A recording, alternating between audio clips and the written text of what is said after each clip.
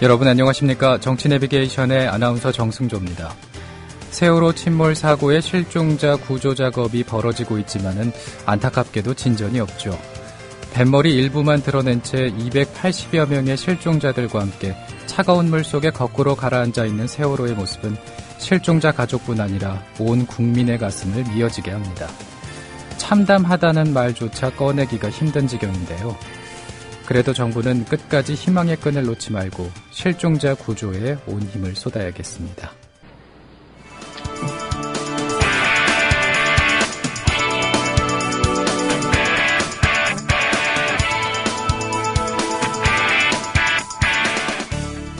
현장성과 깊이가 다른 정치 해설. 지금 여러분께서는 정치 내비게이션을 듣고 계십니다. 진행의 정승조 아나운서입니다.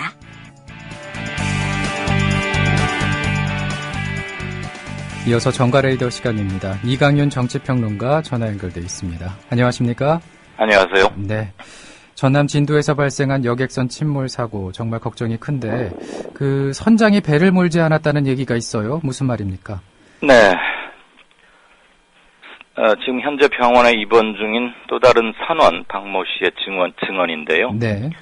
사고 당시에, 그러니까 그저께 아침이죠.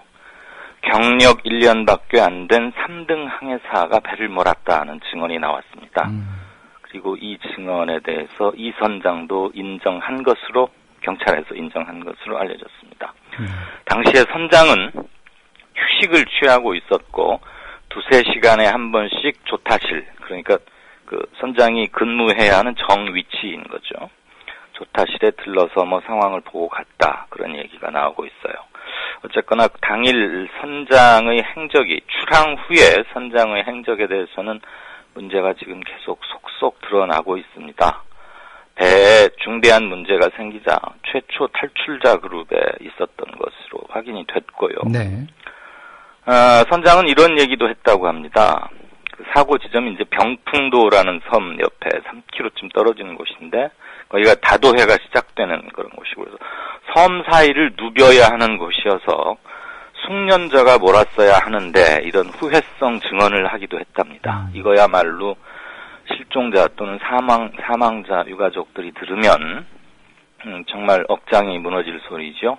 선장이 지금 일부 자신의 과오를 시인하고 있는 건데 본격적인 조사가 좀 더 진행이 되고 나면 행적이 많이 드러나겠죠.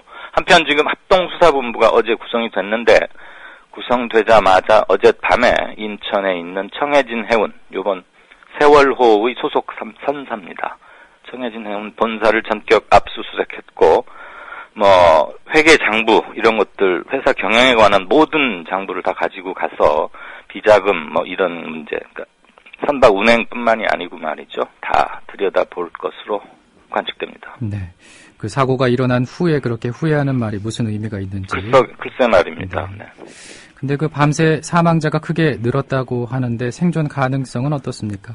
네, 이 시간 현재 사망자 25명입니다. 그러니까 어제 낮에 대충 한 7시쯤 여러분들 일과 시간 마칠 무렵에는 사망자가 9명이었었는데 밤 사이에 무려 25명으로 늘어났죠.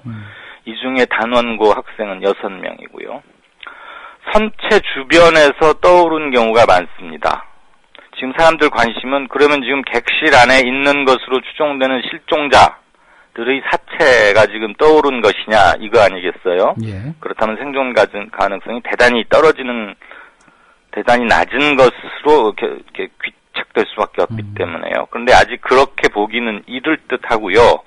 해경과 구조대의 말에 따르면 선체의 구조물 등에 걸려있던 게 떠오른 것으로 보고 있다 그러는데 구조물이 정확히 뭘 말하는지는 아직은 좀 불분명합니다. 예.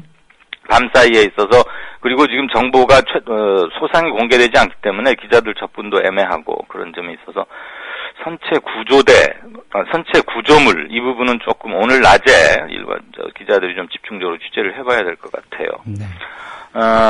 지금 밤사이에 그렇게 16구 정도가 급격히 늘어났는데 수습된 사체가, 그게 선실 안에 있다가 탈출한 사람들의 것이 아니라면 사고 당일날 구명조끼를 입고 바닷속에 뛰어들었다가 구조되지 못한 사람들의 것이 아니겠느냐 싶은데 또 뭐 그 사고 현장에는 지금 굉장히 조류가 빨라서 잠수부들 접근조차 힘들다는 거 아니에요? 예. 그럼 그 사체들이 멀리 떠내려가 있어야 되는 게 맞을 텐데 지금 뭐 길어야 한 100m 또는 그 100m 이내 쪽에서 다들 사체가 수습되고 있기 때문에 아직 좀 궁금한 점이 많습니다. 시신 상태는 상당히 훼손이 진행이 돼서 남녀 정도만 구분이 되고 외견상으로 신원 파악은 거의 안 되고 있습니다. 그래서 참 DNA 조사 통해서 밝혀야 하고 있고요. 생존 가능성은 많이 엇갈리는 대목입니다. 최대 관심사이기도 한데 뭐 의학 전문가 그리고 이렇게 사건 사고 군안 전문가들의 상당수는 물에 꼭 침수되지 그러니까 물에 익사하지 않았다 해도 저체온증 등 때문에 그게 더 위험하다. 그래서 상당히 비관적인 견해가 많은데 신상철 서프라이즈 전 대표 천안함 조사 때 민간 대표위원으로서 많은 활약을 했고 해서 이름이 널리 알려진 분이죠. 예. 어제 국민 라디오 오늘 프로그램에 나와서 긴 시간 인터뷰를 했는데 에어포켓이 남아있을 가능성이 높다. 왜냐하면 완전히 뒤집어져 있기 때문에. 그러니까 적당히 옆으로 돼 있는 게 아니고 지금 현재 선체가 평상시 바다에 떠 있을 때의 완전히 뒤집어진 상태로 있거든요. 그러니까 배 바닥이 지금 위쪽으로 가 있어서 그렇죠. 배 규모는 굉장히 크고 그런 상태로 있기 때문에 에어닥트라고 하는 배에 평상시에 배가 항해를 할 때 외부와 선체 내부를 공기의 순환을 시켜주는 통로 역할을 하는 에어닥트라는 게 있는데 이게 지금 정반대로 바닥에 처박혀 있기 때문에 에어닥트에는 바닷물이 아직 미처 못 들어갔을 것이고 그래서 에어포켓 가능성이 높다. 즉 선체 안에 공기가 남아있는 가능성이 있으므로 살아있는 사람들이 뭔가 뭐 처절하게 동물적 감각으로 살기 위해서 움직였을 수 있다. 그리고 그들은 에어포켓이 있는 곳에 모여있지 않겠느냐라는 게 어제 신상철 서프라이즈 대표의 희망적 관측이었는데 상당히 많은 비교적 뭐 충실한 논리 전개다 그런 얘기를 얻고 있어요. 물론 지금 이것은 아무도 모릅니다. 네. 현장에 접근이 전혀 안 되기 때문에 그러니까 그런 신상철 대표 같은 희망적인 관측도 나오긴 했는데 어쨌거나 사고 발생으로부터 지금 만 이틀이 되어가고 있지 않습니까?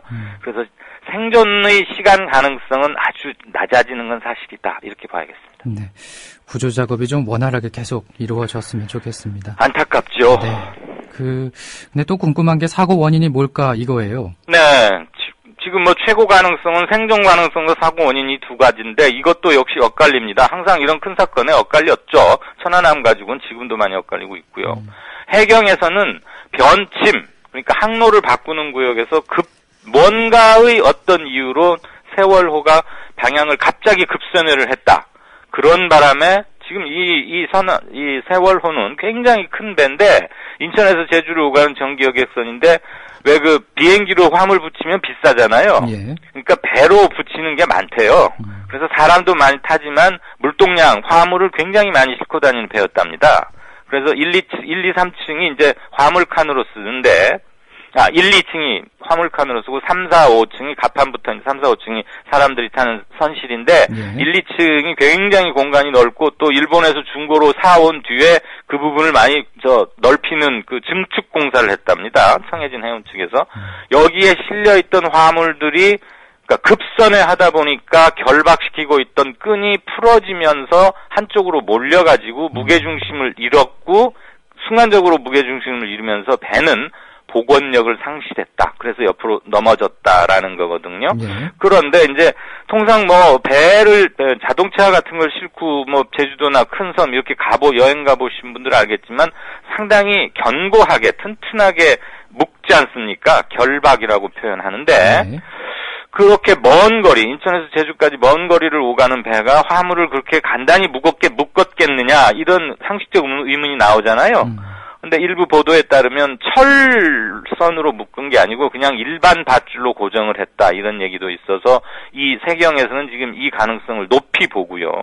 항적 조사를 해봤더니 당일 아침 8시 48분에 일단 90도 급선회를 합니다. 이 배가. 네. 그리고 몇 분 후에 다시 또 상당한 큰 각도의 급선회를 해서 그러면서 동력을 상실했고 그 최초 급선의 지점으로부터 북쪽으로 약 5km가량은 무동력 상태에서 표류를 해서 떠 올려간 것으로, 그러니까 남쪽으로, 제주도 남쪽으로 가던 배가 북쪽으로 5km쯤 표류를 한 것입니다. 이건 항적교사 확인이 된 거기 때문에 네. 이 부분에는 뭐 이론이나 시비의 여지는 없을 것 같아요. 그럼 무슨 이유로 급선회를 2번을 했고 어떻게 해서 엔진 동력이 꺼져서 이 큰 배가 5km가량이나 해류를 타고 표류를 했느냐? 이제 이거를 알아내야겠죠. 지금 선장이 붙잡혀서 피의자로 조사받고 있으니까 이런 것들. 이 부분 그렇게 오래 걸릴 이유를 잘 모르겠어요. 예. 네. 왜 급선회를 했는지 궁금증이 점점 커지고 있는데. 그렇죠. 예, 근데 다른 견해도 만만치 않죠. 네, 사고 원인 가지고 역시 신상철 대표와 서울대 조선학과의 장모 교수 등이 언론들과 인터뷰에서 밝히는 부분에 따르면 해경에서는 지금 그렇게 보고 있는 거예요. 나머지 견해는 항로를 이탈해서 수심이 낮은 곳으로 들어가서 암초까지 커다란 바위는 아니더라도 무언가에 장애물에 부딪혔거나 bottom touch라고 표현하던데요. 바닥에 배가 닿는 것을 말합니다. 배 바닥이 해저 바닥에 닿는 거요. bottom touch. 네. 그렇게 해서 배 바닥이 긁히거나 무슨 손상이 났을 것이고, 그래서 그쪽으로 침수가 급격히 시작됐고, 이게 후미 쪽, 거기 배 엔진이 있고 공간이 넓다고 하는데요.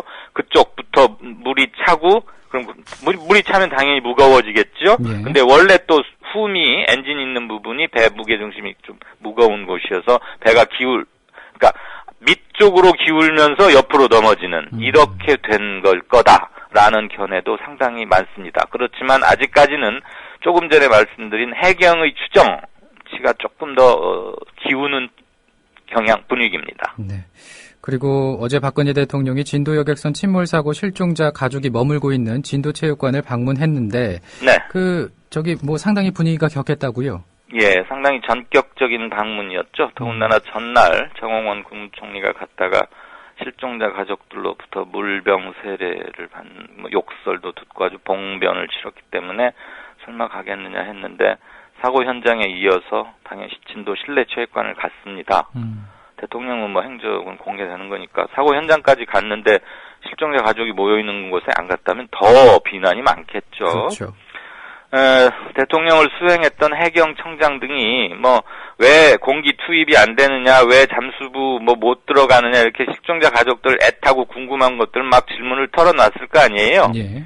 대통령이 몇 가지 설명을 하다가 조금 자세한 것을 수행했던 해경청장 등 고위 공무원이 보충 발언을 하려고 하니까 집어쳐 물러가, 이렇게 막 격한, 대통령한테 직접 한 건 아니었지만 대통령 바로 옆에 서 있는 그 고위 공무원들한테 물러가라 그러고 막 욕설도 하고 그랬답니다. 네. 사실 대통령이 참석하는 일종의 행사라고, 이건 행사는 아니고 방문이지만 대통령 면전에서 그런 일은 좀처럼 보기 드문 거죠. 그만큼 지금 애가 타고 정부의 그 구조 조치에 대해서 불만이 많다는 반증인데, 그렇죠. 그러니까 대통령이 또 굉장히 능동적으로 즉각적으로 대응은 일단 잘한 것 같아요. 이렇게 제지를 시키고, 그러니까 이렇게 욕설이 튀어나오고 하니까 김기춘 비서실장이 옆에 있다가 대통령한테 귓속말로 뭐라고 하려고 그랬어요. 그랬더니 대통령이 이렇게 손으로 김 실장을 가볍게 밀쳐내면서 네. 항의하는 실종자 가족들에게 직접 자기가 맨 앞서서 몸으로 이렇게 맞아들이는 듯한 이렇게 민심을 다독거리는 제스처랄까요?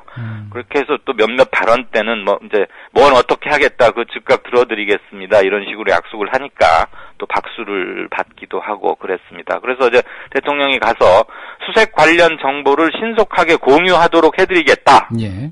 사실 이게 제일 답답한 부분이죠. 그렇게 해서 지금 진도 실내체육관 약 1000여 명 정도가 모여 있는데, 여기에다가 대형 화면도 설치해서 현장 그림도 보여주고, 사람을 아예 하나 전문으로 전담 배치를 시켜서 사고 현장에서 일어나는 정보를 속속들이 거의 리얼타임으로 제공해드리겠다, 이런 건 분명히 약속을 했고, 어떤 남성분이 대통령이 말만 하고 떠나면 안 지킨다, 못 믿겠다, 이러니까 그 남성분에게 가서 전화번호를 주십시오. 내가 연락을 직접 확인하고 드리지요. 그래서 전화번호도 받아가는 그런 상당히 적극적인 그런 제스처는 보였습니다. 아마 그 정부의 소극적인 대응에 그 실종자 가족들이 참 답답해하지 않았을까 그런 생각이 듭니다. 엄청나게 답답해하고 있겠죠. 네. 지금 자기 자식 가족들이 저 안에서 아직 살아있는데 죽어가고 있다. 이게 가장 큰 고통 아니겠어요? 그렇죠. 그냥 사망은 확실하고 시체라도 수습하겠다는 그런 전통적 간절하게 애타는 마음 정도가 아니고 살아있는데 이 귀한 시간이 째깍째깍 흘러가면서 내 새끼가 죽어가고 있다. 이거보다 더 큰 고통이 부모들에게 가족들에게 어디 있겠습니까? 그렇죠. 그러니까 현장 분위기는 우리가 충분히 짐작할 수 있는 그 이상이겠죠. 시간이 한 30초 남았습니다. 그렇습니까? 짧게 부탁드립니다. 그 살아있다 구조해달라 같은 문자 메시지 경찰이 진입하게 나섰는데 예. 그거 뭐 굉장히 지금 애타는 대목 중에 하나잖아요. 만약에 그렇다면 동요가 일어날 수도 있는 건데 실종자 지금 260여 명의 실종자들 소유의 핸드폰 번호, 그다음에 중복 뭐 두세 대 쓰는 사람도 있잖아요. 네. 그 번호를 모두 다 일괄 취합을 해서 경찰청 사이버 수사대가 받아가지고 통신사에 확인을 했습니다. 발신 기록 하나도 없었던 것으로 확인됐습니다. 즉 그저께 밤 10시 이후로 뭐 살아있다 구조해줘 이렇게 돌았던 문자 메시지나 카카오톡은 그 당사자들이 발송한 게 아닌 것으로 밝혀졌습니다. 네, 오늘 여기까지 듣겠습니다. 고맙습니다. 고맙습니다. 지금까지 이강윤 정치평론가였습니다. 정치 내비게이션 다음 주 월요일 아침 7시에 뵙겠습니다. 감사합니다.